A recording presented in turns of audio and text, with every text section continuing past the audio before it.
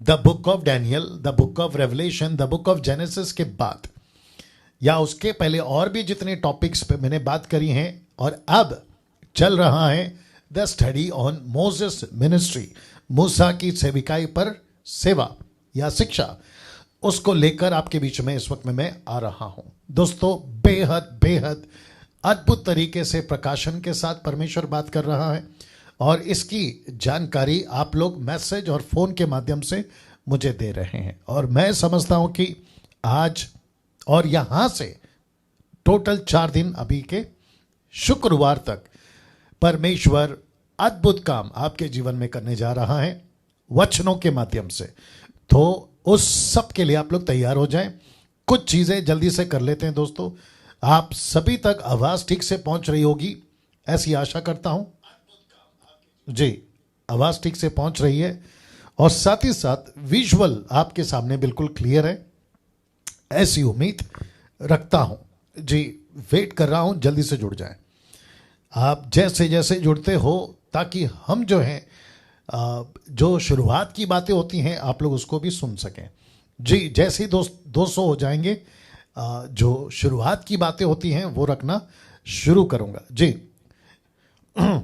आप जी, बहुत सारे लोग प्रेज द लॉर्ड बोल रहे हैं, और उसमें से डेबू मंडल हैं और बहुत सारे लोग हैं। आप सभी को प्रेज द लॉर्ड। जी, मैं यहां पे देखता हूं आप लोगों को। जी, इस तरीके से, ठीक है ना। जी, जैसे ही 200 हो जाते हैं, जो शुरुआत की बातें, ऑल इज परफेक्ट। रूनू शॉ कहते हैं कि all is perfect. Thank you sir, thank you sir, जो भी आप हैं। जी, 200 हो चुके हैं, और मैं इस वक्त में आपको सबसे पहले ये जो 4 चित्र हैं ये दिखा देता हूं।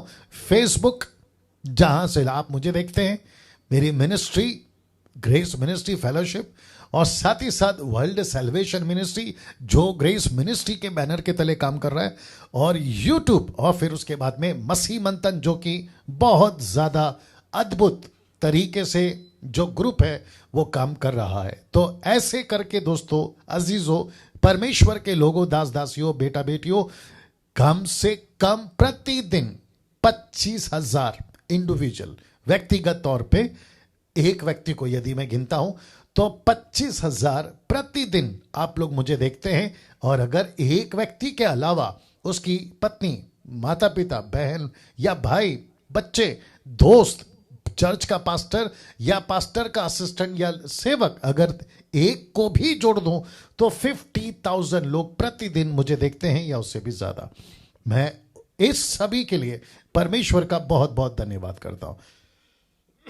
जी दोस्तों, ये सब मैं आपके बीच में क्यों कह रहा हूं? मैं इसलिए कह रहा हूं क्योंकि मैं चाहता हूं कि आप सभी को पता हो, ये 4 तरीके से आप मुझसे जुड़ते हैं, और इस बात का एहसास मुझको है ना। फेसबुक पे मैं समझता हूं, अगर मैं गलत नहीं हूं, कम से कम 15,000 लोग जो है हमें फॉलो करते हैं फेसबुक मसीह मंथन का। उसके बाद मैं समझता हूं कि 20-25 हजार के आसपास लाइक्स जो किए हैं डैनियल राज के पेज को, आप वहां से मुझे देखते हैं। यूट्यूब के ऊपर 1,30,000, माफ करें 39,000 अभी आपने सब्सक्राइब किया है। मैं उसके लिए परमेश्वर का धन्यवाद देता हूं। ये सब मैं इसलिए कहता हूं, कुछ लोगों के लिए बोरिंग होता होगा, या ऐसा लगता होगा कि डैनियल भाई आप ये सारी बातें क्यों करते हैं, लेकिन ऐसे भी लोग हैं। क्या करूं सर, सबको लेकर चलना पड़ता है। ऐसे लोग भी हैं जिनको ये एहसास दिलाना चाहता हूं कि सर आप पर मेरी नजर है और आपको मैं जानता हूं। दूसरे शब्दों में, आप मेरे नॉलेज में ये बताना चाहता हूं ना। मसीह मंथन का ग्रुप जो कि स्टार्ट होकर कम से कम 1 साल के आसपास अभी होने आ रहा है। मैं चाहता हूं कि जो 1 साल में अभी तक जो लोग जुड़े हैं, कई तरीके से जुड़े हैं, पूरे विश्व से जुड़े हैं, कम से कम भारत के 29 राज्य के बाहर 18 से 20 राष्ट्र, नेशन, माफ करें, नेशंस या राष्ट्र हमसे जुड़ा हुआ है। उसमें पास्टर्स हैं, लीडर्स हैं, ब्रदर्स हैं, सिस्टर्स हैं, सभी हैं। तो हमने क्या किया है, मसीह मंथन का जो ग्रुप अभी तक टेलीग्राम पे चलता था, पहले चलता था व्हाट्सएप पे, फिर टेलीग्राम पे हमने उसको शिफ्ट किया। बट आप सभी के लिए एक अच्छी खबर है कि अब हम दोनों जगह पर मसीह मंथन को ऐड करते हुए ग्रुप को चलाएंगे, या लोगों को ऐड करते हुए। जी जी वापस आता हूं कि अब दो तरीके से हम लोगों को एमएमबी ग्रुप में ऐड करेंगे। तो जिसके पास में व्हाट्सएप है आप जुड़ सकते हैं इन नंबरों पे कॉल करते हुए। ये दो नंबर हैं, इसकी स्क्रीनशॉट जी ले लीजिए, कुछ सेकंड रख रहा हूं, फिर इसकी स्क्रीनशॉट जी रख रहा हूं, पॉज करके ले लीजिए। साथ ही साथ वापस आते हैं, जो व्हाट्सएप से जुड़ना चाहते हैं वो व्हाट्सएप पे जुड़ सकते हैं, जो टेलीग्राम ऐप पे जुड़ना चाहते हैं वो टेलीग्राम ऐप पे जुड़ सकते हैं। ये दोनों सुविधा क्यों? क्योंकि बहुत सारे लोगों को नहीं पता कि टेलीग्राम ऐप होता क्या है, डाउनलोड कैसे करते हैं, और जिसके पीछे मैं समझता हूं कि बहुत सारा माथा हमने उसके ऊपर खपाया है या गवाया है। अब जाकर जो हमारी टीम है डिसाइड किए हैं कि इस दो तरीके से आपके बीच में अब ग्रुप में लोगों को ऐड किया जाएगा। तो जितने एडमिन्स हैं, अगर आप मुझे अभी देख रहे हैं, आप सभी इस बात का ख्याल रखें कि कॉल्स आने अब हो सकता है कि शुरू हो जाएं, क्योंकि व्हाट्सएप पर सबसे ज्यादा लोग हैं। चलिए दोस्तों, अब यहां से मैं आगे बढ़ना चाहूंगा। आज की जो सेविकाई है या वचन का जो प्रचार है मैं उसको करना चाहूंगा। तो काफी लोग जुड़ रहे हैं, जय मसीह की कह रहे हैं, प्रेज द लॉर्ड कह रहे हैं। आप सभी को, है ना, एक एक व्यक्ति का नाम नहीं लूंगा, बट आप सभी मेरी लिस्ट में आप ऐसे दिखते हैं, ये देख लीजिए, आप ऐसे दिखते हैं, आप सभी को मैं यहां पे देख पाता हूं। कितने लोग जुड़ते हैं, कितने लोग नहीं जुड़ते हैं, ऐसे करते हुए। तो आप सभी के बीच में, और जो YouTube से अभी जुड़े हैं, आपको भी कहना चाहता हूं कि सर बहुत जल्दी, जैसे मैं हमेशा कह रहा हूं, बहुत जल्दी मसीह मंथन YouTube के ऊपर लाइव हम आएंगे। मेरे जितने वीडियोस हैं वो डैनियल राज के पेज पे अपलोड होते थे, माफ करें यूट्यूब के ऊपर, आप मुझे अभी तक वहां से देखते थे, लेकिन मसीह मंथन यूट्यूब भी अभी स्टार्ट होने जा रहा है। तो उसको मैं बहुत जल्दी आपको बताऊंगा, ताकि वहां से लाइव मुझे और जितने भी डॉक्ट्रिन प्रीचर्स हैं फ्राइडे को, वो सिस्टर जो सैटरडे को प्रचार करती हैं वो, और सैटरडे को ऑनलाइन प्रीच करते वो, ऐसे बहुत सारे सेवक आपको मसीह मंथन के ऊपर विथ साउंड डॉक्ट्रिन, सही शिक्षा, खरी शिक्षा के साथ आपको जो है दिखाई देते चले जाएंगे। ना दोस्तों, वापस आता हूं आज की स्टडी के ऊपर। आप देख सकते हैं लिखा है, अभी मैं समझता हूं कि 450 के आसपास लोग जुड़ चुके हैं। रिक्वेस्ट करता हूं कि वॉच पार्टी करिए, शेयर करिए, दूसरों को इनवाइट करिए, प्रमोट करिए ऐसी शिक्षाओं को, ताकि लोग उन तक सही शिक्षा पहुंच सके। जी ओके, ना वापस आते हैं। मूसा की सेविकाएं को 4 पुस्तकों से देखना होगा। तो इसका मतलब है वो कौन कौन सी 4 पुस्तकें? जी मैंने टीचिंग स्टार्ट कर दी है। एक है निर्गमन की पुस्तक जिसमें 40 अध्याय हैं। दूसरा है लेवी व्यवस्था, उसमें 27 अध्याय हैं। गिनती की पुस्तक, उसमें 36 अध्याय हैं। व्यवस्था विवरण, उसमें 34 अध्याय हैं। और ऐसे करते करते 137 चैप्टर्स या अध्याय के आधार पर, या उसको ध्यान में रखते हुए, उसको जांच करते हुए आपके बीच में इसकी स्टडी हम लाएंगे। वाह आपको कैसा लग रहा है? आप अपनी प्रतिक्रिया हमें कमेंट्स बॉक्स में बताते रहें। अच्छा, वो टिक टिक शायद वापस बंद हो गया ना अभी, लेकिन ये ऊपर तो जा रहा है। आपका जो थंब या हार्ट आप जो भेजते हैं वो नहीं चल रहा है। शायद आज कुछ है, लेकिन कमेंट्स दिख रहे हैं, वो अच्छी बात है। चलिए, आपको जैसा ठीक लगे आप लोग करें, है ना। वापस आता हूं फेसबुक यूट्यूब वालों, पिछले 4 एपिसोड जो कि स्टार्ट हम कर चुके हैं, यूट्यूब के ऊपर उसकी वीडियो है, अपलोड हो चुकी है। साथ ही साथ फेसबुक के ऊपर भी अपलोड हो जाता है जब लाइव हम आते हैं। आप सभी ने, अगर आज आप पहली बार जुड़े, आपने 4 एपिसोड्स अगर नहीं देखे, रिक्वेस्ट करता हूं उसको देख लीजिएगा, ताकि आपको पता हो कि इंट्रोडक्शन मूसा के ऊपर क्या गजब कर रहा है। एक एक एपिसोड बहुत अद्भुत, बहुत ज्यादा मसालेदार, यह परमेश्वर का आत्मिक मन्ना, आत्मिक खाना आपको देते आया हूं। तो मैं वापस उसको रिपीट नहीं कर सकता, नहीं तो आज का टाइम चला जाएगा। अभी वैसे ही 11 मिनट तो जा चुके हैं। तो मैं आप सभी से कहना चाहता हूं कि इस 4 पुस्तक के आधार पर, उत्पत्ति की पुस्तक में मूसा का सेविकाई नहीं है, लेकिन उत्पत्ति की पुस्तक को लिखने वाला यही मूसा है। यह बात मैं आगे भी क्लियर करूंगा। 500 लोग जुड़ चुके हैं। आप सभी का बहुत बहुत स्वागत है। आखिर तक बने रहें ताकि परमेश्वर का कार्य हम जो है आपके सेविकाई में देखने पाए, आपके जीवन में देखने पाए। तो वापस आता हूं, मूसा की सेविकाई को 4 पुस्तकों से देखना होगा। निर्गमन 40 अध्याय, लेवी व्यवस्था 27 अध्याय, गिनती 36 अध्याय, व्यवस्था विवरण 34 अध्याय, टोटल होते हैं 137, 137 अगर मैं सही हूं जी। आप इसका बाद में कैलकुलेट कर लीजिएगा।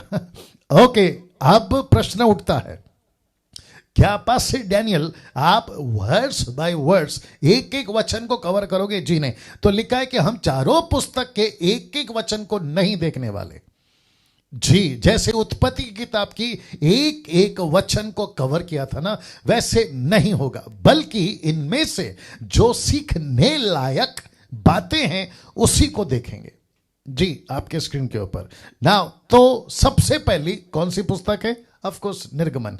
तो निर्गमन की पुस्तक पहला अध्याय और दूसरा अध्याय को मैं कवर नहीं करूंगा, लेकिन कुछ कुछ हिस्से ऑलरेडी ले चुका हूं 4 एपिसोड में।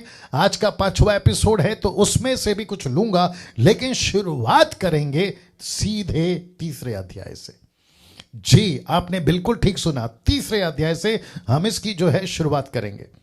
ओके, एक सेकंड दीजिए जी। इसकी सीधी शुरुआत हम तीसरे अध्याय से आपके बीच में करना चाहेंगे। तो तीसरा अध्याय या तीसरी आयत जो मूसा के ऊपर है, मैं चाहता हूं कि आप इस बात को समझें, देखें, या अभी ठीक है, ओके, देखें। मूसा की सेविकाई का जिक्र तीसरे अध्याय से शुरू होता है।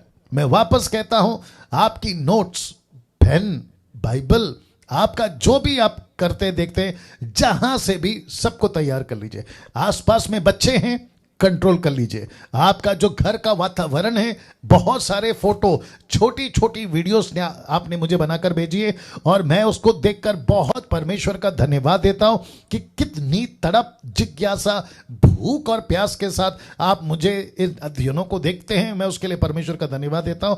बट मैं चाहता हूं कि आपसे अपेक्षा है कि सिर्फ सुने नहीं, सिर्फ ताली नहीं बजाए, या सिर्फ खुश नहीं हो जाए, या फिर ये नहीं कहें कि वाह क्या गजब है, नो, बल्कि आप उसको अपनी लाइफ में, मिनिस्ट्री में उसको अप्लाई करें, लागू करें, जिसके चलते परमेश्वर का काम बढ़ सके। इसी मकसद के साथ में यह व्यक्ति आपके पास में आता है अलग अलग सब्जेक्ट्स को लेकर।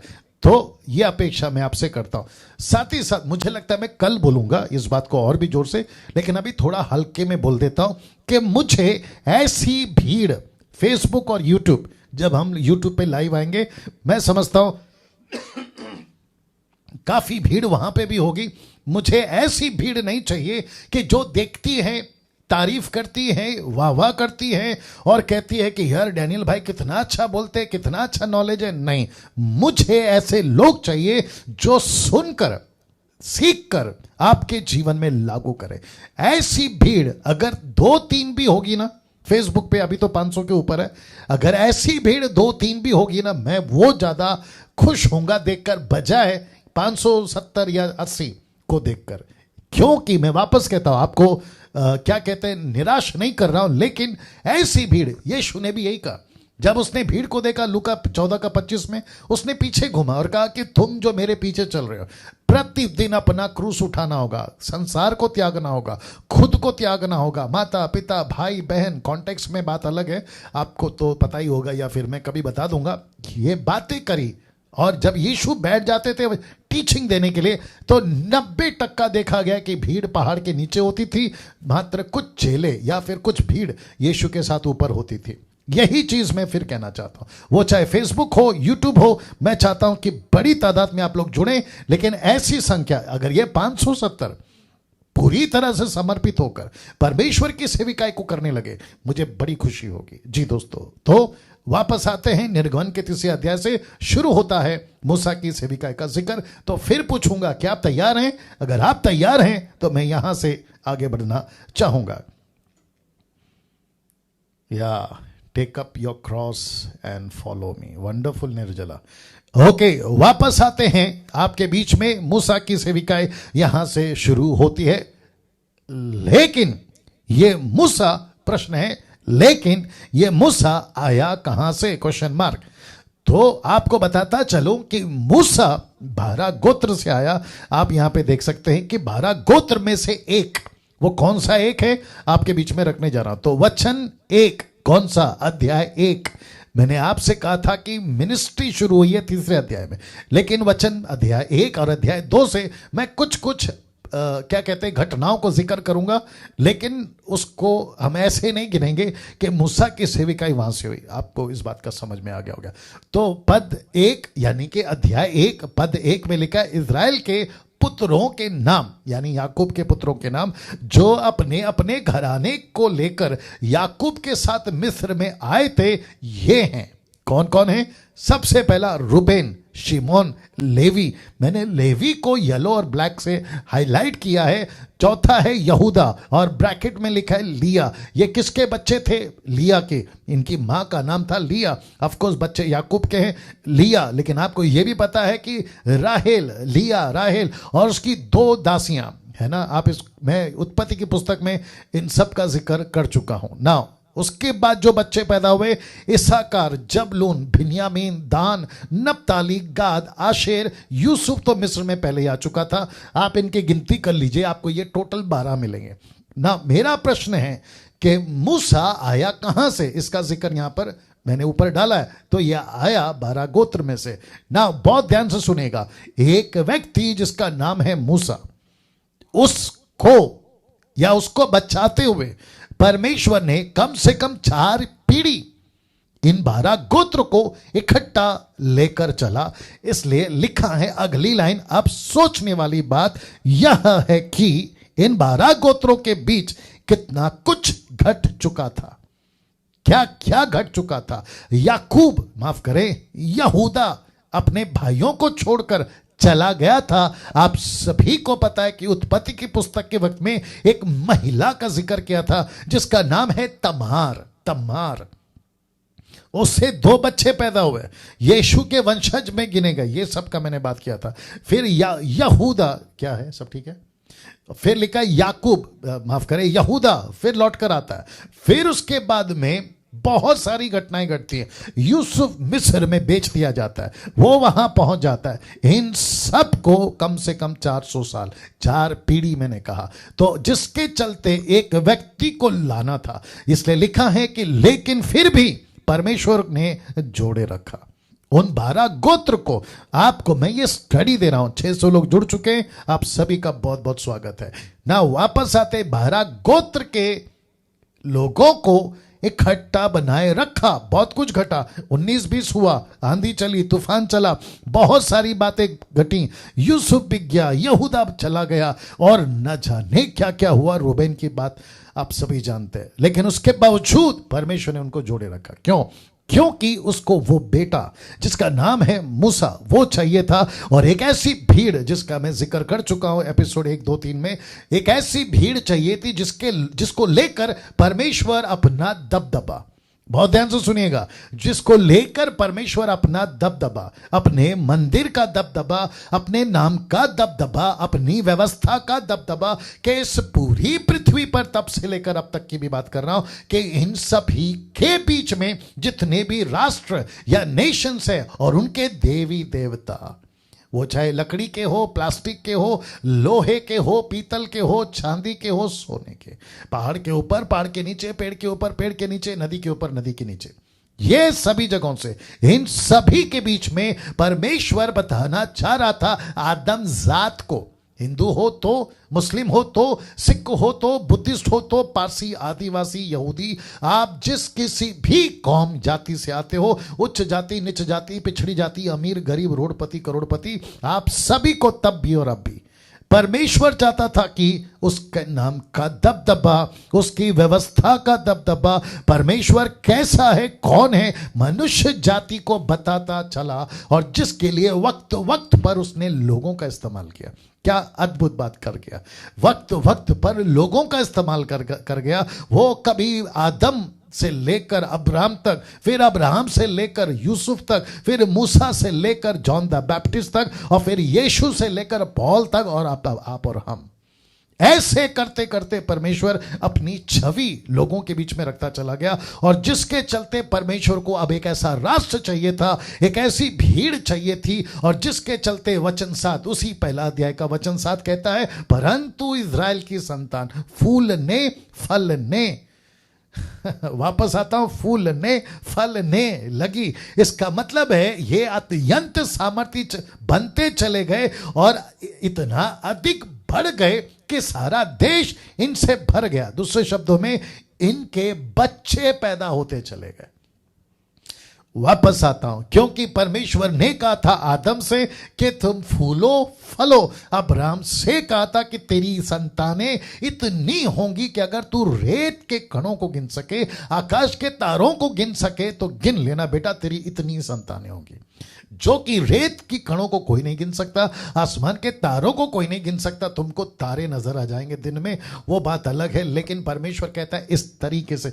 तो एक तरफ अजीजों, बहुत ध्यान से सुनिएगा जितने लोग मुझे सुनते हैं, एक तरफ ऐसा परमेश्वर जो अपनी वाचा, प्रतिज्ञा, प्रॉमिस परमेश्वर ने दी हुई दासों को ऐसा पूरा करते चला आया, और दूसरी तरफ जो मुसीबत खड़ी थी उनको भी चलाता आया। और वचन 8 कहता है कि मिस्र में एक नया राजा गद्दी पर बैठा जो यूसुफ को नहीं जानता था। आप देख लीजिएगा चित्र को, जो यूसुफ को नहीं जानता था। मैं कुछ सेकंड इसको रख रहा हूं, थोड़ा डाइजेस्ट कर लीजिए जी। वापस आते हैं, जो यूसुफ को नहीं जानता था। मैंने I think episode first second मुझे याद नहीं आ रहा, बट मैंने जरूर कहा था कि यूसुफ को नहीं जानता मिस्र का राजा ये या इसके जैसा, तो परमेश्वर को नहीं जानता। जो यूसुफ को जानता है या जो इजरायलियों को जानता है, वो पक्की बात है कि परमेश्वर को जानेगा। लेकिन मैंने ये भी कहा था कि ऐसी क्या बात हो गई कि यूसुफ की बाद की पीढ़ी कम से कम 400 साल तक, ऐसी क्या बात हो गई कि उस युग के लोगों ने परमेश्वर की पहचान की जानकारी इस राजा तक क्यों नहीं पहुंचा? ऐसा क्या हुआ होगा? ढीले पड़ गए, सुस्त पड़ गए, उनका फोकस सिर्फ फैलना फैलना फैलना। लेकिन इसके बीच वो परमेश्वर की जांच, माफ करें, परमेश्वर की पहचान, परमेश्वर का नाम का प्रचार वो नहीं कर पाए। मैंने तब भी कहा था और अभी मैं वापस कहता हूं। तो दोस्तों, ये क्यों बता रहा हूं, उसके पीछे एक बड़ा कारण है। फिर पढ़ देता हूं, फिर कारण बताता हूं। एक नया राजा गद्दी पर बैठ गया जो यूसुफ को नहीं जानता था। बस यहां से मूसा की जरूरत पड़ी। इसलिए वापस कहता हूं कि बस यहां से मूसा की जरूरत पड़ी। वाह, वापस आता हूं। एक ऐसा राजा जो मूर्ति पूजा से भरा पड़ा है, जो जादू टोना से भरा पड़ा है, एक ऐसा राजा जिसको परमेश्वर के नाम का डर नहीं है, जो डर तो छोड़ो, जो जानता तक नहीं है। ये जो ये मरने के बाद एक और राजा, वो ऐसा देश, ऐसा राष्ट्र जिसको कहते हैं इजिप्ट, मिस्र, जो कि टोटल अंधकार है, उसके गढ़ों को, उसके राज्य को, उसके घमंड को और उसकी जो भी झूठी बातें, उसको हिलाने के लिए, उसको डिस्ट्रॉय, नाश करने के लिए परमेश्वर को एक ऐसे व्यक्ति की जरूरत थी जिसका नाम है मूसा। क्या बात है दोस्तों। मुझे ऐसा लगता है कि आज जो सोचा था मैंने कि एक एपिसोड में कुछ पॉइंट्स कवर करूंगा, अगर नहीं कर पाया कोई दिक्कत नहीं, हम एपिसोड नंबर 6 पे चले जाएंगे, यानी कि कल, जैसा पवित्र आत्मा चलाए, क्योंकि हम किसी प्रकार के टाइम या डेट या किसी मनुष्य के बंधन में नहीं है, हम सिर्फ पवित्र आत्मा के बंधन में जी। वापस आते हैं, यहां परमेश्वर को एक जरूरत पड़ी मूसा की।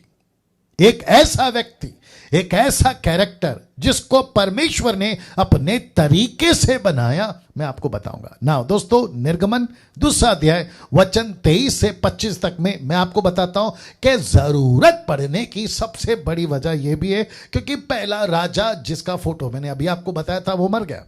दूसरा राजा जो कि बिल्कुल फिरौन ही कहेंगे उसको भी, वो आया और उसने क्या किया, देखिए, बहुत दिनों के बीतने पर मिस्र का राजा मर गया। कौन सा? पहले वाला, वचन 8 वाला।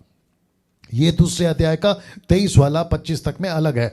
और फिर लिखा है कि इजरायली कठिन सेवा के कारण लंबी लंबी सांसें लेकर आहें भरने लगे और पुकार उठे, और उनकी दुहाई, बहुत ध्यान से सुनिएगा, उनकी दुहाई जो कठिन सेवा के कारण हुई वह परमेश्वर तक पहुंची। क्या बात है, परमेश्वर ऐसी प्रार्थनाओं को सुनता है।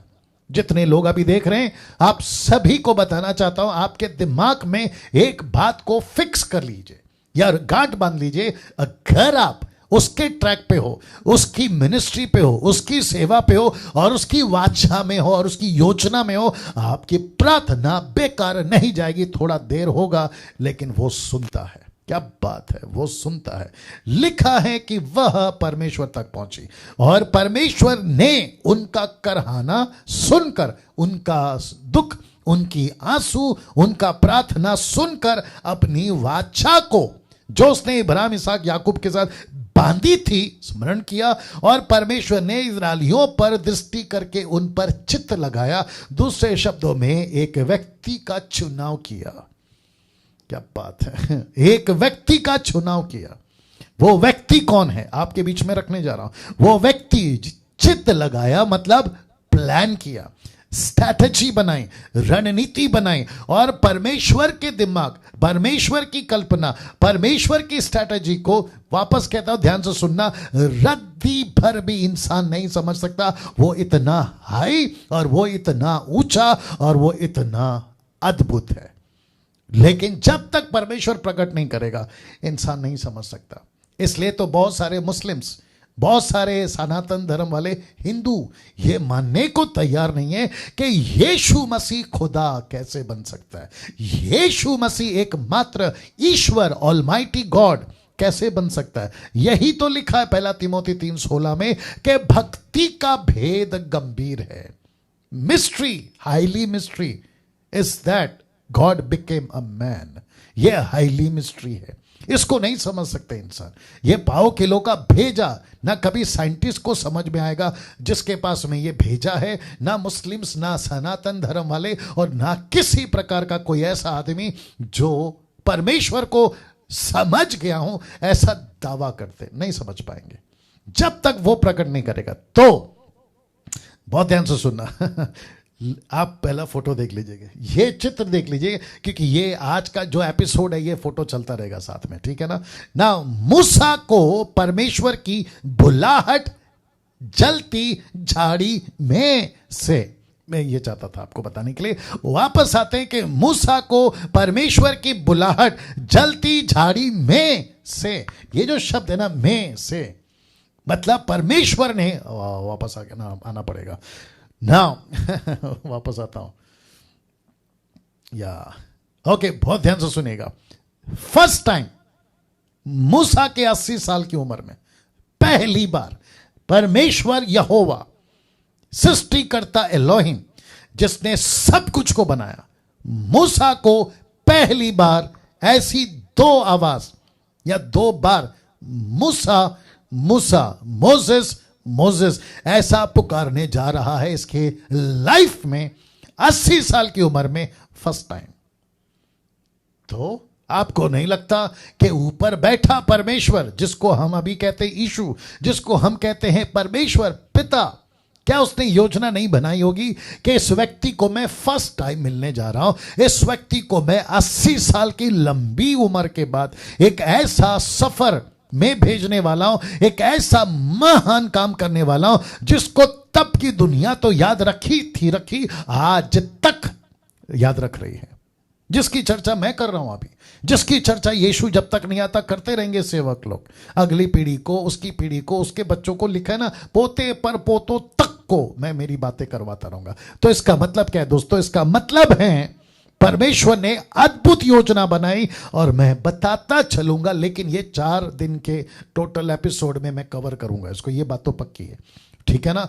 तो मूसा को किस तरीके से मैं खुद को पेश करूंगा, ये स्ट्रैटेजी बनाई। नंबर 1, मूसा जब मुझे फर्स्ट टाइम सुनेगा, मूसा जो कि 40 साल इजिप्ट में और 40 साल चरवा का कार्य में, जिसको मैं बता चुका हूं, ये मुझे पहली बार जब सुनेगा तो उसके दिमाग में, किसके दिमाग में? मूसा के दिमाग में मेरे प्रति छवि, मेरे प्रति उसके परमेश्वर के प्रति मूसा के दिल में बातें कैसी आनी चाहिए, कैसा डर और कैसा भक्ति और कैसा परमेश्वर के प्रति उसको प्यार और किस नजरिए से आनी चाहिए, ये बात परमेश्वर बखूबी जानता था। इसलिए पहला इनकाउंटर या पहली मुलाकात में ये सब कुछ परमेश्वर बता रहा है, जिसको मैं ये 4 एपिसोड में कवर करूंगा। लेकिन आज आप इसको सुनिएगा, मजा आएगा। आज आप इसको सुनिएगा। तो मूसा को परमेश्वर की बुलाहट जलती झाड़ी में से, ऊपर से डायरेक्ट आवाज आ सकती थी। वाह कुछ सेकंड दीजिए दोस्तों। ऊपर से, जी, ऊपर से डायरेक्ट आवाज आ सकती थी। जैसे पौलुस को मिनिस्ट्री देने के लिए यीशु डायरेक्ट आया घोड़े पे जब जा रहा था दमिश्क की तरफ, तो यीशु ने इब्रानी भाषा में उससे बातें करी। ऐसे बात कर लेते आप, या फिर जैसे आपने अब्राहम से बात करी, ऊपर से मात्र उसको शब्द सुना, आप ये कर लेते। याकूब को परमेश्वर ने, जिसको कहते हैं रसलिंग, रसल विद गॉड, ऐसा कुछ कर लेते। या कई तरीके, योना की तरह आप उससे बात कर लेते। नबियों के साथ दर्शन में, स्वप्न में, दानियल के साथ आपने बात करी, वैसे कर लेते। लेकिन मूसा को जलती झाड़ी, जिसको मैं 4 एपिसोड तक इसको लेकर चलूंगा और पूरी तरह से ईमानदारी के साथ में जस्टिफाई करते हुए ये बातों को बताऊंगा अजीजों। लेकिन मैं रिक्वेस्ट करता हूं कि चारों एपिसोड को ये वाला वीक, ट्यूसडे टू फ्राइडे, मंगलवार से शुक्रवार तक बिल्कुल मेरे साथ में बने रहना। तो वापस आता मैं इसको थोड़ा सा खींचूंगा, एलिब्रेट करूंगा, इसको मैं खींचूंगा या इसके ऊपर इलैबोरेट, इसको एम्फसाइज करूंगा ताकि आप बात को समझ सके कि मूसा को जलती झाड़ी में ही क्यों, क्या कनेक्शन है जलती झाड़ी का, क्या कनेक्शन है आग को दिखाना। ऐसा रेगिस्तान, ऐसा बंजर जमीन, एक ऐसी जगह जहां ये 40 साल से घूमा है, आग लगना जंगल में, वो भी कड़क धूप में, स्वाभाविक है। लेकिन ये चकरा तब गया कि आग तो जल रही है, झाड़ी तो जल रही है, लेकिन पत्ते नहीं जल रहे, अभी भी हरा है। फूल नहीं जल रहे, अभी भी सफेद, नीला, पीला जो भी कलर होगा, इसकी एक भी शाखा नहीं जल रही। क्या कहते, धुआं नहीं उठ रहा या किसी प्रकार का कोई ऐसा बदबू नहीं आ रही जलने की। ये नजदीक जाता है, मैं जिसको जिक्र करते जाऊंगा। तो सबसे पहला, मूसा को परमेश्वर की बुलाहट जलती झाड़ी में से, क्या बात है जलती झाड़ी में से। मुझे ऐसा क्यों लग रहा है, मुझे इसको थोड़ा सा और खींचना होगा। जितने भी फेसबुक या जितने भी यूट्यूब वाले, आप सभी जो मुझे सुनते हैं, फॉलो करते हैं और आप चाहते हैं, आप नोट्स बनाते हैं, मैं चाहता हूं कि आप कम से कम इस बात को दिमाग में रखें, क्योंकि मूसा एक ऐसा व्यक्ति था जो कम से कम 40 साल इसी परमेश्वर को 6 लाख लोगों को पेश करने वाला था, कि जिसको मैंने सिनाई पर्वत पर, होरे पर्वत, सिनाई पर्वत, एक ही जगह की बात हो रही है, वो बात अलग है कि नाम अलग है, मैं उसको कंटिन्यू करूंगा फिर कभी। वापस कहता हूं, इसको पेश करना था, तो पेश करने से पहले इसके दिमाग में परमेश्वर की छवि, 27 साल पहले जब मुझे यीशु मिला, 10-20 साल पहले जब आपको यीशु मिला, वो जो छवि होती है ना, वो जो इमेज होता है ना दिमाग में, वो जो इंकाउंटर होता है ना परमेश्वर का, वो जो बातें होती है ना, जब आप पहली बार सुने थे, वो एक ऐसा घर कर जाता है, एक ऐसी छाप छोड़ जाता है आपके इस दुनिया में, मरने तक आपको याद रहता है। यस और नो? वैसे ही परमेश्वर चाहता था कि मुझे, मूसा को, मेरी पहली इनकाउंटर, मेरी पहली बात, मेरा पहला बातचीत मूसा को इस तरीके से हिला दे, जिसका जिक्र वो कई बार कर चुका है कि मैं परमेश्वर के पास जब जाता हूं तो मैं कांप जाता हूं। ऐसी वाली बात है, ऐसी वाली बात है। मैंने कब कहा था मुझे याद नहीं आ रहा, क्योंकि आजकल मैं बहुत सारे टॉपिक पे बात कर रहा हूं दोस्तों, अजीजों जी, बहुत सारी टॉपिक पे बात कर रहा हूं, मुझे याद नहीं आ रहा। एक ऐसा वक्त था जहां यीशु की परख या यीशु को पेश अच्छी तरीके से बिब्लिकली वे पे किया जाता था, लेकिन जैसे जैसे कुछ 2 डेकेड से यानी 20 साल से बहुत कुछ मिलावट हो गया है, बहुत कुछ मिलावट हो गया। मिनिस्ट्री में मिलावट, सेवकों में मिलावट, प्रचार में मिलावट, आराधना में मिलावट, परमेश्वर की कलीसिया जिसको घर कहते हैं उसमें मिलावट, और जिसके चलते अब जो भीड़ आ रही है या अब जो मसीह बच्चे आ रहे हैं, यूथ आ रहे हैं, लड़का लड़की, इनको ऐसा लगता है अरे चलता है, अरे परमेश्वर माफ कर देगा, अरे परमेश्वर तो प्यार करने वाला है, अरे सब चलता है, आप बाहर कुछ अंदर कुछ और ऐसा। लेकिन मूसा को मिला परमेश्वर, ऐसा नहीं था दोस्तों, ऐसा नहीं था। मैं इसलिए इसको इतना खींच रहा हूं। अब आप सोच के देखिए, जितने मुझे देख रहे हैं आप लोग, क्या आपको नहीं लगता है कि परमेश्वर को हम वैसा ही पेश करें जैसा वो हमको मिला था? जैसे जैसे आज के इस एपिसोड में मैं आगे बढ़ूंगा ना, आपको पता चल जाएगा कि किस तरीके से परमेश्वर उसको मिला था। मुझे लगता है अब आगे बढ़ना होगा। लिखा है, एक बात आपको यहां समझना होगा। कौन सी बात? परमेश्वर की दृष्टि से आपको एक बात यहां समझना होगा। वो क्या है? वह है मूसा का चुनाव। बहुत ध्यान से सुनना, मूसा का चुनाव परमेश्वर ने खुद किया था। मूसा को चुनना उसकी मर्जी, मूसा को इनकाउंटर देना मतलब पहली मुलाकात परमेश्वर की मर्जी। 80 साल कहां रहेगा? परमेश्वर ने खुद चुना। 40 साल में कैसे ले चलूंगा? इस व्यक्ति का चुनाव खुद परमेश्वर ने किया था। और मुझे आपको बताने दीजिए कि यहां जितने आप इस वक्त में, मैं और भविष्य में ये वीडियो जब तक जहां तक जाएगी, तो जो जो सेवक है आप शायद भूल गए हैं, क्योंकि आपको लगता है कि मेरे पास्टर ने मेरा चुनाव किया है, आप गलत हो। मेरी संस्था ने मेरा चुनाव किया है, आप गलत हो। मेरे डिनोमिनेशन ने मेरा चुनाव किया, आप गलत हो। आपको शायद नहीं पता पौलुस के नजरिए से, यीशु के नजरिए से आपका चुनाव परमेश्वर ने किया जैसे मूसा का किया। क्या बात है! जितने मसीह मंथन में आप सेवक लोग हैं या आप जो परमेश्वर का काम कर रहे हैं, आपका भी चुनाव परमेश्वर ने किया है, इसको नहीं भूलना।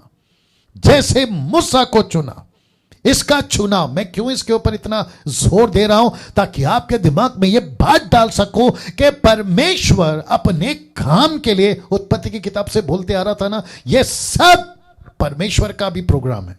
मूसा, माफ करे, आदम गलती करा, अब उसके बीच, उसके वंशज में से वो बीज सीड, SEED सीड, उसको निकालना है। तो कैसे मैं प्लान करूं, कैसे मैं योजना बनाऊं? तो उसने पहले से अपनी स्ट्रैटेजी बना के रखी है कि कौन से युग में, बहुत ध्यान से सुनना, गजब की बात बोलने जा रहा हूं, कौन से युग में कौन सा लीडर होगा ये वो तय करेगा। आज के युग में कौन सा लीडर मुंबई में, कौन सा लीडर पूना में, कौन सा लीडर नागपुर में, भारत के 29 राज्य और अदर कंट्रीज में, ये परमेश्वर तय करता है। यहां तक कि मुझ जैसे 10% जो खरा और सही ट्रैक पे हैं, मैं उनको गिनती में लूंगा और उनको भी कहूंगा कि सर, आपका भी चुनाव परमेश्वर ने खुद किया है। क्या बात है! खुद परमेश्वर ने किया है। क्या अद्भुत बात है ये! इसका मतलब है, अगर मूसा का चुनाव परमेश्वर ने किया है, तो मूसा को बाहर से तैयार किया 80 साल तक। किस लिए? आप देख लीजिए, एक महान कार्य के लिए 80 साल तक परमेश्वर ने इसको तैयार किया। मैं जानता हूं कि इस वक्त पवित्र आत्मा आपसे बात कर रहा है, पूरी तरह से शिक्षित 40 साल, पूरी तरह से चरवा का काम अनुभव के साथ 40 साल। मैं इसको एपिसोड 1, 2, 3 में बोल चुका हूं शायद। वाह, कैसा लग रहा है! अब आप सोचिए, उस वक्त मिशन था इजिप्ट, आज मिशन है भारत या अमेरिका या अफ्रीका, या फिर आपका जहां देश, या आपका वो गांव, या आपका डिस्ट्रिक्ट, या आपका ब्लॉक, या आपका छोटा सा एरिया, वो है आपका मिशन। जैसे इसको चुना, इसको तैयार किया। वापस रख देता हूं वो स्लाइड को। लिखा है, मूसा का चुनाव परमेश्वर ने खुद किया था। मूसा को बाहर से तैयार किया 80 साल तक, एक महान कार्य के लिए, एक महान कार्य के लिए। जैसे यहां पे आप देख रहे हैं, पूरी तरह से शिक्षित। मेरे पास में वक्त नहीं है। The book of Acts chapter 7 verse 20 मैं बता चुका हूं, 20, 21, 22 लिखा है कि मूसा परिपूर्ण था। मूसा को, बाप रे टाइम बहुत हो जाएगा, फिर भी बता देता हूं, मूसा हाईली एजुकेटेड था। मैं हिस्ट्री चेक करता हूं, मैं आपको बता दूं, मैं आपको पहले से बताते आ रहा हूं, मैं यहां पे स्लाइड्स जब बनाता हूं या कोई स्टेटमेंट देता हूं, मैं टोटल हिस्ट्री स्टडी करता हूं, टोटल मैं आपको बताता चलूं। इसलिए वापस कहता हूं, जो कि मैं कल कहा था, परसों कहा था, कि जिसको 18 पता है 17 मत सिखाया करो। वापस आते हैं तो मूसा पूरी तरह से शिक्षित था। आपको शायद यह बताता चलूं, जोसेफस एक ऐसी पुस्तक जो यीशु के फर्स्ट सेंचुरी में, जिसको कहते हैं फर्स्ट एडी में, आफ्टर डेथ, जोसेफस, आप जाकर गूगल पे टाइप कर लीजिए, आपको पता चल जाएगा कि कुछ 18 से 19 अध्याय की एक पुस्तक जोसेफस ने लिखी है। और जब वो लिख रहा था तो उसने ये भी लिखा कि मोसेस यानी मूसा एक ऐसा हाईली एजुकेटेड व्यक्ति था। एक काम करो, निकालो प्रेरितों की किताब 7 का 21 पढ़ना, ये मुझे देना निकाल के जल्दी से। दोस्तों मुझे माफ करें, क्या करूं, पवित्र आत्मा बात करता है। जी, जितने बाइबल टीचर्स या प्रीचर्स, बाइबल कॉलेज टीचर्स आप मुझे सुन रहे हैं, ये जोसेफस याद रखना, जोसेफस याद रखना इसको, क्योंकि बाइबल को उस वक्त में जब घटना घटती थी ना, बहुत सारे लोग लिखते थे। तो फर्स्ट सेंचुरी में ऐसे बहुतों की बातें, बहुतों की पुस्तकें वहां लिखी गई थी, जिसको बाइबल में नहीं जोड़ा है, लेकिन ये हिस्ट्री में है। ये हिस्ट्री में, जैसे ज्योतिष, 3 ज्योतिष, इनको कहां से पता चला? यहूदियों का राजा, तो ये अपनी किताबें लिखते थे, ये अपनी सर्च करते थे, और जैसे चलते चलते कितने ऋषि मुनि और कितने पंडित और कितने गुरु उस वक्त में, पहली सदी, दूसरी सदी, 16वीं सदी, और आपका ऋग्वेद जो कि हिंदुओं की क्या कहते हैं पुस्तक हैं, उसमें भी ईसा मसीह का जिक्र है। मैं उसमें नहीं जाता हूं, क्योंकि दूसरों ने कहा क्या करूं, अपना ही समझ में नहीं आ रहा तो दूसरों को कहां से समझ में आएगा। मैं सिर्फ उसको मतलब के लिए यूज करता हूं। लिखा है, कहां गया हूं, हाँ, वचन 22 चैप्टर 7 वर्स 22 लिखा है कि मूसा को मिस्रियों की सारी विधा पढ़ाई गई। इसका मतलब है कि मिस्रियों की सारी विधा पढ़ाई गई, मतलब वो हाईली एजुकेटेड था। न जाने कितनी लैंग्वेज उसको आती थी, न जाने कितने सारे बिल्डिंग्स का उसने स्ट्रक्चर बनाया था और उसने काम किया था। लिखा है कि विधा पढ़ाई गई, वचन और कर्म दोनों में सामर्थ्य था। इसका मतलब क्या है? वचन और कर्म। इसका मतलब है कि मूसा को कई भाषाएं आती थी। मूसा, अन्य भाषा की बात नहीं कर रहा हूं, जिब्रिश की बात नहीं कर रहा हूं, नहीं तो उसके ऊपर तुम लोग चले जाओगे कि अरे वाह क्या बात है। नो नो नो नो, वापस आते हैं। मूसा टोटली शिक्षित था, देख सकते हैं पूरी तरह से शिक्षित था। साथ ही साथ परमेश्वर ने उसको चरवाह का अनुभव भी दिया था। अगर वो एक तरफ बहुत ज्यादा हाईली एजुकेटेड था, तो दूसरी तरफ वो टोटल नम्र या टोटल एक ऐसा लेवल पे आ गया था जहां पे हम देख सकते हैं कि मूसा को नम्र कहा गया, पृथ्वी का सबसे नम्र व्यक्ति। इसकी बहन आई थी मरियम, मैं उसका जिक्र करूंगा आगे जाके। ऐसे उसने, परमेश्वर ने मूसा की बहन मरियम को कहा कि ये है नम्रदास। तो ये सब कुछ करता हुआ, इसलिए मैंने क्या कहा था, वापस डालना पड़ेगा पीछे। मूसा का चुनाव परमेश्वर ने खुद किया था। मूसा को बाहर से तैयार किया 80 साल तक, 80 ईयर्स, 80 साल तक एक महान कार्य के लिए। तो ये तरीका है। अब आपके दिमाग में यह बात रखिएगा कि आप जब भी बाइबल पढ़ते हैं, आप जब भी यीशु का काम करोगे, जब भी आप प्रचार करोगे, आपके दिमाग में टोटल पिक्चर आ जाएगा। इसका थोड़ा कैप ऊपर करना, कि किस तरीके से परमेश्वर ने मूसा को तैयार किया था। तो ये हो गया ना। अब यहां से एक नई शुरुआत, मैं रिपीट करता हूं कि यहां से एक नई शुरुआत मूसा करेगा, टोटल परमेश्वर पर निर्भर होकर। इसका मतलब क्या है जी? इसका मतलब है, बहुत ध्यान से सुनिएगा, कि मूसा को परमेश्वर ने जब जलती झाड़ी में दर्शन दिया था ना, तो वहां से उसका शुरुआत हो गया था उस 80 साल का, माफ करें, उस 40 साल का पहला दिन का शुरुआत, जहां परमेश्वर ने कहा कि बेटा अब मैं रख रहा हूं, पहला बता देता हूं, क्योंकि अब ना मूसा के पास में फिरौन का घर रहा, ना ससुर का घर रहा। मूसा यहां पूरा जीरो, टोटल जीरो। एक तरफ तिरस्कार किया हुआ 40 साल, दूसरों के घर पर रहा, खुद का कुछ नहीं था। इस तरीके से टोटल जीरो। अब आप कहोगे पास्टर डैनियल मूसा टोटल जीरो, ये कैसे? मैं क्या बता रहा हूं, पौलुस के नजरिए से देखे, इब्रानियों की किताब उसका 11 का 25 से 26 लिखा इसलिए कि उसे, ब्रैकेट में मूसा को इस लिखा इसीलिए कि उसे, मूसा को ब्रैकेट में, पाप में थोड़े दिन के सुख भोगने से परमेश्वर के लोगों के साथ दुख भोगना उत्तम। ये शब्द देखिए, उत्तम। क्यों? मसीह के कारण निंदित होने को मिस्र के भंडार से बड़ा धन, मिस्र के भंडार से बड़ा धन समझा। बहुत ध्यान से सुनिएगा, क्योंकि उसकी आंखें फल पाने की ओर लगी थी, उसकी आंखें फल पाने की ओर लगी थी। बहुत ध्यान से सुना दोस्तों, इसका मतलब है कम से कम, अगर मैं गलत भी हो सकता हूं, मेरा एनालिसिस है, मेरी क्या कहते हैं ना इसको, अपनी प्रेडिक्शन है, कम से कम 50,000 टन सोना, गोल्ड को लात मार कर ये आदमी बाहर निकला है।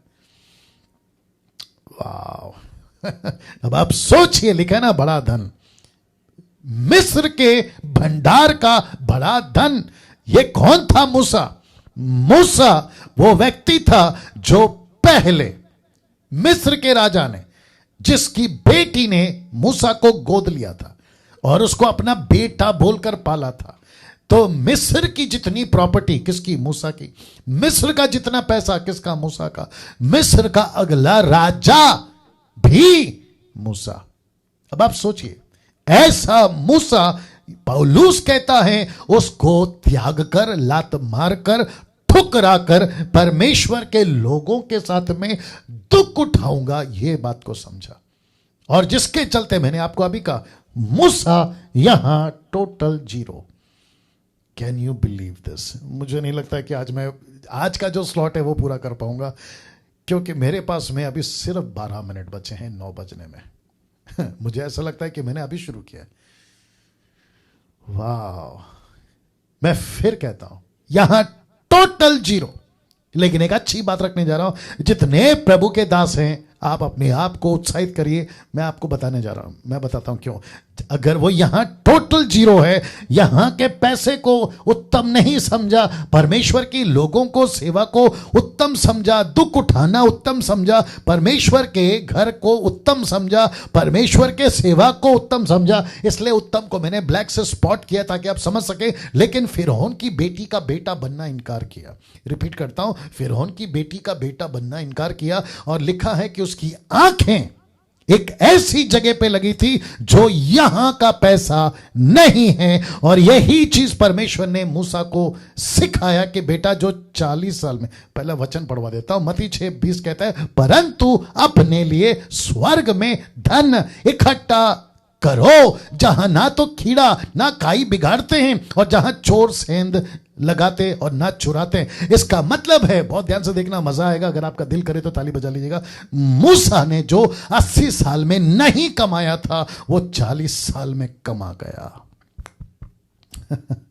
वापस कहता हूं कि मूसा जो 80 साल में नहीं कमाया था वो 40 साल में कमा गया। कुछ लोग कमेंट कर रहे हैं कि आप टेंशन मत लीजिए टाइम का, आप आगे बढ़िए। Thank you sir. Trilok Singh, okay, thank you Trilok साहब। वापस आते हैं, मूसा ने जो 80 साल में नहीं कमाया वो 40 साल में कमा गया। एक अगवे की सच्ची कमाई स्वर्ग में यही है, स्वर्ग में ही है, माफ करें, एक सच्चे अगवे की कमाई स्वर्ग में ही है। मैं क्या करूं, मैं आपको बताऊं, आपके पास में यहां गाड़ी नहीं है ना, रत्ती भर भी चिंता नहीं करना। आपके पास में यहां पे गाड़ी बंगला नहीं है ना, रत्ती भर भी चिंता नहीं करना। आपको पता है क्यों? बहुत ध्यान से सुनना। जितने भी सेवक या जितने भी मिनिस्टर या जितने भी बड़े बड़े प्रभु के दास जो बाइबल में सेवा किए हैं, आप उनकी हिस्ट्री निकाल के देखिए, आप उनका जीवन उठाकर देख लीजिएगा। एक त्याग का जीवन जिया है, एक सैक्रिफाइस का जीवन जिया है, एक बलिदान का जीवन जिया है। वो कोई भी क्यों ना हो, अगर उनके पास प्रॉपर्टी थी तो उनको मस्ती भी कितनी आई ये भी देख लेना। वो चाहे राजा सुलेमान हो, क्योंकि कुछ लोग कहते हैं राजा सुलेमान के पास में भयंकर पैसा था, लेकिन राजा सुलेमान का अंत देखा है आपने? मूर्ति पूजक में अंत किया उसने। राजा दाऊद, जब उसके पास में पत्थर का तकिया हटके, जब उसके पास में महल का नरमदार तकिया आ गया, तो छत पर जो मस्ती करी उसको भी नहीं भूलना। वो जोसेफ था, जिसके पास पैसा तो था, लेकिन उसने कभी उस पैसे को खुद के लिए इस्तेमाल नहीं किया। उसने परमेश्वर के इज़राइल के गोत्रों को पालने में इस्तेमाल किया। पौलुस की तो बात ही अलग है। पौलुस कहता है कि हमको पृथ्वी पर धन इकट्ठा करना ही नहीं है। और यीशु ने क्या कहा? फिर से रखना होगा। यीशु ने कहा, परंतु अपने लिए स्वर्ग में धन इकट्ठा करो, जहां ना तो कीड़ा ना खाई बिगाड़ते, जहां चोर ना सेंध लगाते ना चुराते हैं। मैं फिर कहता हूं, आप कहां हो? बंगले में हो? Praise God. मैं बंगले वालों के सेवकों के खिलाफ नहीं हूं, जिनके पास में अच्छा खासा पैसा है, मैं उसके खिलाफ नहीं हूं। लेकिन ये क्यों कहते हो कि मैं तो गरीब हूं, मैं तो, मेरे पास तो साइकिल है, मेरे पास तो झोपड़ा है, मेरे पास में तो टूटा क्यों? आपको परमेश्वर कह रहा है कि बेटा यहां नहीं, स्वर्ग में धन इकट्ठा कर। क्या बात है दोस्तों, क्या बात है। मैं फिर कहता हूं, कैसे कहूं, जब हम न्यूज में देखते हैं ना कि इसकी इतनी प्रॉपर्टी है, या इसके पास में इतना गाड़ी है, या इसके पास में इतना बंगला है, जब हम किसी एक्टर की बात करते हैं, या जब न्यूज में आता है, पेपर पे आता है, या फिर व्हाट्सएप पे आ जाता है कि अरे यार इसके पास में इतना है, मैं आपको बताऊं जब आप स्वर्ग पहुंचोगे ना, जीसस क्राइस्ट, इनसे बड़ा दलिंदर उस वक्त में कोई नहीं होगा, और उनके ठीक सामने तुम होगे। आप जो बोलना चाहो आप है मेरे साथ में। एक देखो, यीशु ने क्या कहा? इस पृथ्वी पर जो पैसे पे मन लगाता है उसका स्वामी पैसा बन जाता है। पौलुस कहता है जो पैसे के पीछे भागता है वो अपने विश्वास से भटक जाता है। सबसे बड़ी बुराई का जड़। और मुझे दुख है इस बात का कहने पे, अब गुस्सा भी है एक तरफ कि बहुत सारे सेवक लोगों ने यहां बहुत इकट्ठा किया है पृथ्वी पे, लेकिन स्वर्ग में नहीं पता कि उनका bank balance total zero, total zero. वाह मैं आगे नहीं बढ़ पा रहा हूं। वापस कहता हूं, आपको यहां पैसा इकट्ठा करने की जरूरत नहीं है। फिर से दिखा देता हूं कि जो 80 साल में नहीं कमाया वो 40 साल में कमा गया। एक सच्चे अगवे की कमाई स्वर्ग में ही है। कैसा लग रहा है दोस्तों?